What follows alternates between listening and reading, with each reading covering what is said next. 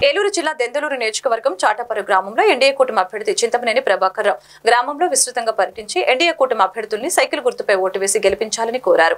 Parliament TDP అభ్యర్థి పుట్ట మహేష్ కుమార్ యాదవ్ కు అదేవిధంగా తనకు సైకిల్ గుర్తుపై ఓటు వేసి అఖండ మెజారిటీతో గెలిపించాలని కోరారు.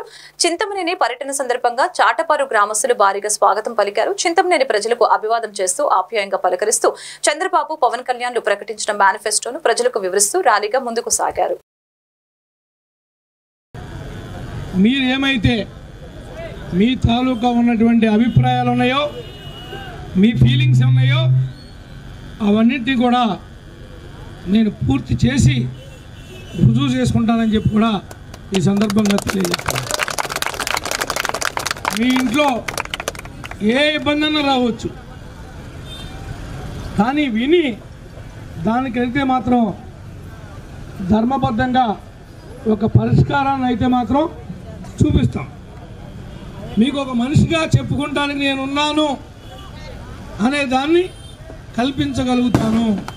ఈ ప్రభుత్వం ఇచ్చేటువంటి అభివృద్ధి విషయంలో కానీ, సంక్షేమ కార్యక్రమాల విషయంలో కానీ ఎక్కడా అవినీతికి పాల్పడనీకోకుండా, నేను పాల్పడకుండా మీకు త్వరితగతిన అవి చేర్చేదానికి మీ పక్షానుండి ప్రభుత్వంతో పోరాటం చేస్తాను.